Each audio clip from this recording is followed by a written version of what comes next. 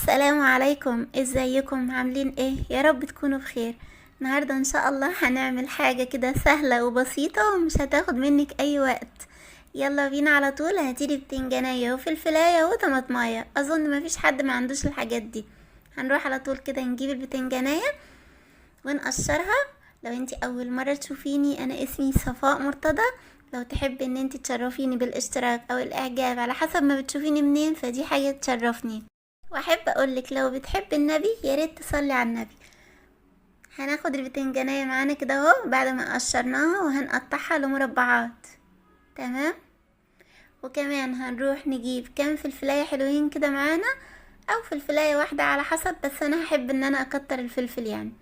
بصوا بقى، انا بقطعه بالطريقة دي، بحط الفلفل كله جوه بعض كده واروح مقطعاه. اصل انا بقى سحلفة في المطبخ يا بنات، دي حاجة انتوا ما تعرفوهاش.